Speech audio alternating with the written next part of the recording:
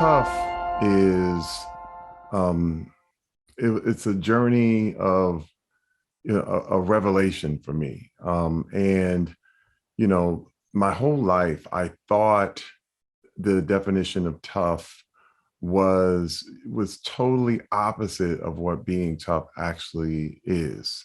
And one thing is when you find something out, and you also have a responsibility to tell your truth, and for others that may not know. And for me, writing a book is the best way to you know convey your thoughts and really put everything out there as thoroughly and completely as you can without being taken out of context, which is one of the big things that has happened now, when you're talking about social media and various blurbs and different things. People can take one thing, but the good thing about a book is that people who read it tend to be invested and can take the whole of what you say, which is something that's been lost, I think, in a lot of conversations.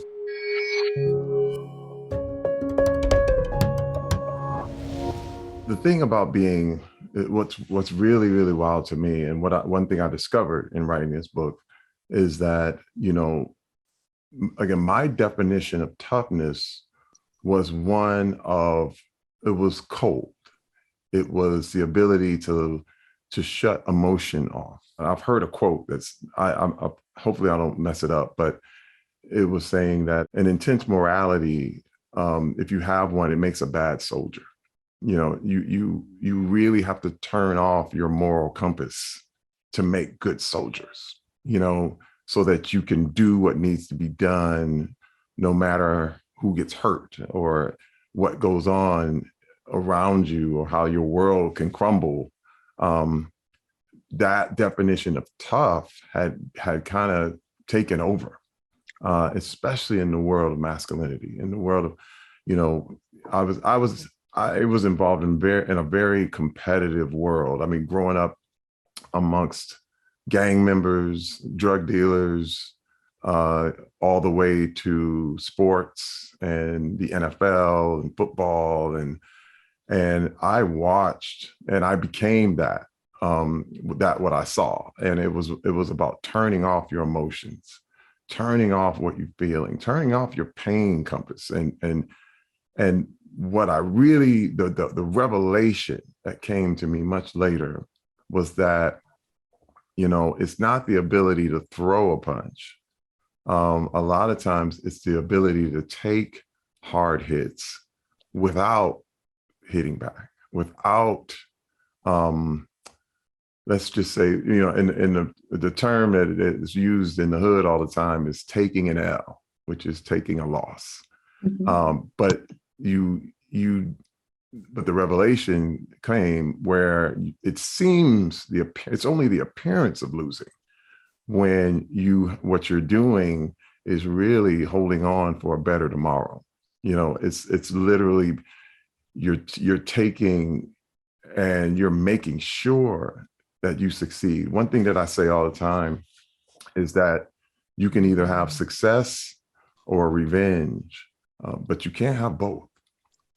And what's crazy in the male world, we as men tend to live like we're in a revenge movie. That's a fantasy. And it's one of those things where I've been wrong. Now I'm going to get back every person who ever did that to me, one at a time. And that's the dream for a lot of men, but the problem is that success is about letting go. Success is not about getting people back. It's about finding a new way to live, about finding new areas, finding new things so that so it doesn't even matter, what someone else does to you, because you're already gone. You're already in a new place.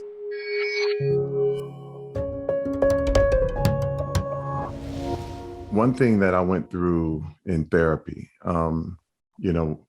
when I had developed an addiction to pornography, and it affected everything in my life.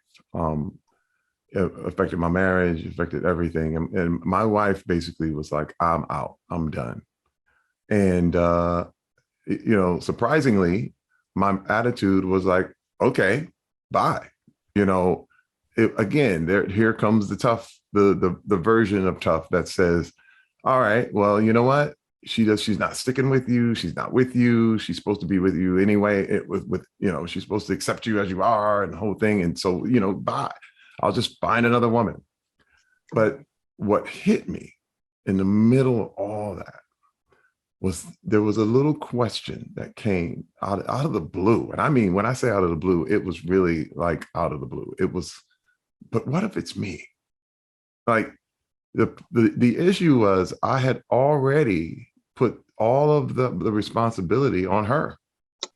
I had already made her responsible for me and made her actions responsible for the way I behave. But excuses tend to be like expired credit cards. Like they're good while they were good. And then they expire really quickly, but you still try to use them. And every time you get declined. And every time I tried to use that credit card, the expired credit card of victimhood, that victimhood allowed me. That was like, okay, I got my excuse. I'm this and this, and this is why. And in fact, you did it. And I tried to put it down, but it was always declined. And the time my wife declined me, I said, oh man, it's me. I have to find responsibility and find what it is I can do. I started to read. I started to study. Once I had different therapists open my eyes to a lot of different things that I said, wait a minute, I can do something about this. And that's what you're responsible for and nothing else. And it changed my life overnight.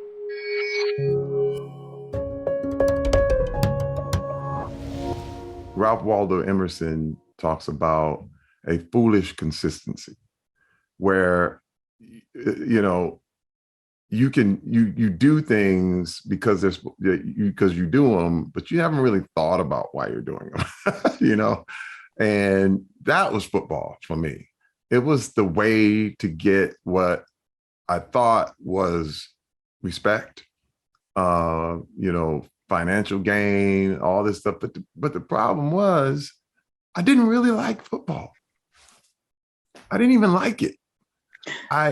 This is why I didn't get into, people were like, well, you're going to get into broadcasting. And I was like, that was the furthest thing from my mind because I didn't even like it. But what I really loved was playing outside all day with my friends. And it didn't matter if it was football, if it was golf, if it was basketball, if we were out playing, checkers. I just enjoyed the camaraderie of hanging out all day, doing something fun with your friends. There's been what I would call the sportification of society, where, everyone has become winners or losers. And everyone keeps score, so to speak. And it's a sport mentality where it's me versus you. And there was a time in my life where it was me versus you all the time. And all of even what seemed like me being nice was really an attempt to manipulate. It was phony. It was fake because it was a way to gain an advantage, the way to look for an end, to look for a way to dominate and control you somehow, either through niceness, through kindness. But it wasn't really about your welfare. It was about, one day I'm going to use this information or use this and I'm going to beat you. Yeah. But the world doesn't operate like that. And I found that we evolve not from competition, but society evolves through collaboration. It's really about working together. It's really about giving people what they need. Being in NFL, we were on the same team, but you wanted to watch your own teammates go down. Yeah. Injury was a thing that was celebrated amongst your own because that was your opportunity. And I said, man, this is not the way to live.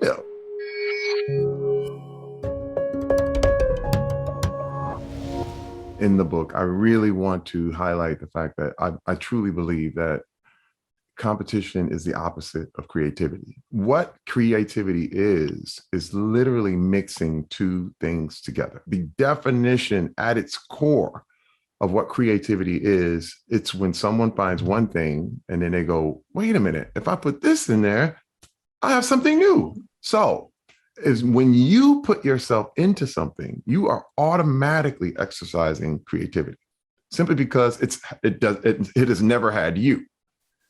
And so, especially when you work with another person on something, all of a sudden you're going to come up with something that has never been done. It's just the way creativity goes. But if you're fighting with everyone, if you're trying to beat everyone, creativity stops. And then judgment starts. And I like to say judgment kills all creativity instantly. Soon I'm an artist at painting and drawing. As soon as I start to judge my work, I can't do it anymore. It stops because you're working for perfection. You're working against other people. You're looking at other people's papers. You're looking at other people's things. You're trying to compare. And what this is called the sin of comparison, when what you have is never good enough because you're always looking at someone else's stuff. And you're not collaborating, you're competing. I was willing to be a comedic actor when everyone thought I should have been an action star because everyone was doing action. At the time, I had the body, I had the look, I was intense. And even my first few roles were brutish, kind of, big He-Man type characters who were really about kicking ass and taking names. But I decided, but I like being funny. And I like being on a show like Brooklyn Nine-Nine, where we can collaborate and we can make people laugh. Because remember, when you're doing comedy, the only rule is that you have to say yes. Right. The only rule is, especially in ad-libbing and especially with improv, you have to accept what the other person's saying for it to be funny. And then you continue that. And it's fun. And I said, man, I love being this big muscular guy in this comedy world, and it created a new thing. Because of that, it made me an original.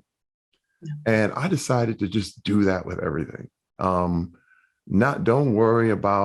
fight against people, but to collaborate and to make something new.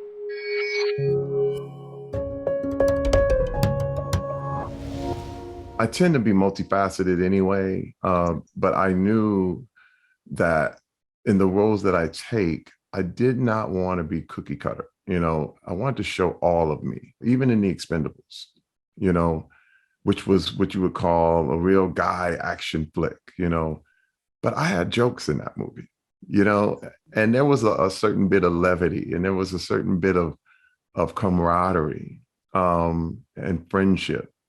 And I wanted to really do that and really highlight that, because to me, all art has a message, and there were times, it was wild. I was getting offers for I remember after I did the movie White Chicks, I was getting these offers of movies of people who actually wanted to exploit me. And they just wanted me to put me in bed with these women and exploit who I was and my image. And I was just like, that's not me, man.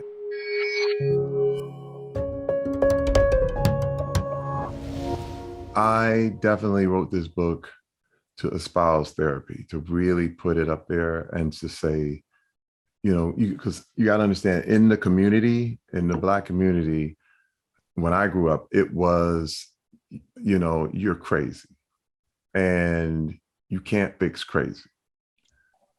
It was not seen as a broken leg or treated like someone who's injured. It was treated as you are permanently damaged.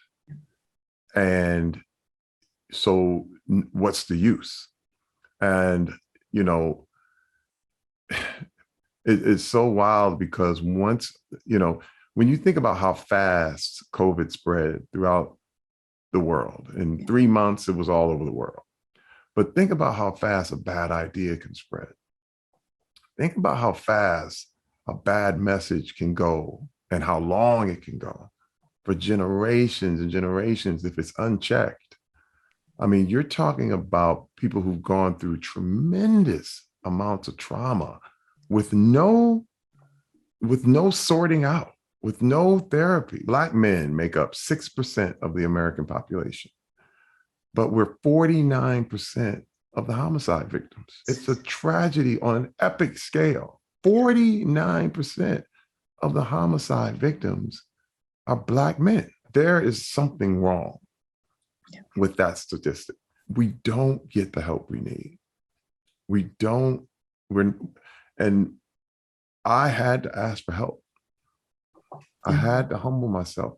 And the toughest thing about it was being able to ask for help in the middle of everyone saying, oh, look at you, you're weak, you're a punk, you're this, you're that. I mean, it's wild with every one of these, when you reach out for help, and the way I like to phrase it is that imagine you've fallen into a pit and the only way out is that you yell, but you're too proud to yell. Yeah. And you die in the pit, which is horrifying. It's horrifying. But if you yell out, you're going to be ridiculed. People will come at you and say, why'd you fall in the pit? You're dumb. You didn't understand. You should have went the other way. You're going to hear all kinds of things and reasons why you shouldn't be there and this and that. And you're weak and you should have jumped over it. You should have been Superman. Mm-hmm. But the thing is, you fall in and you fell in and you've got to yell and you've got to let people know that you need it. And that's the only way you're going to survive. And a lot of Black men don't, because they're too proud to ask for help. And I wanted to be that person to lead off the charge and just to say, hey, help. I need help. Yeah. I don't understand. There's stuff I don't get. Help me. Help me understand this.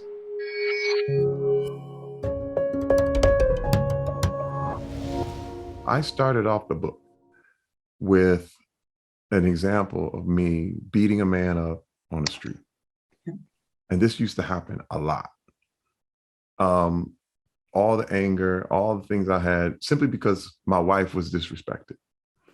So I felt the need to put this man down, and physically, and I did. But my wife, in her wisdom, saw this. And she made me promise. She made me promise to never be violent again, to walk away, to take a higher road, to transcend it. And it was hard. Like, again, to me, it was like going against being a man. Right. And that move in her telling me to do that, and me promising her I would do that, actually saved my life when I was assaulted by my agent at William Morris, and it totally saved my life.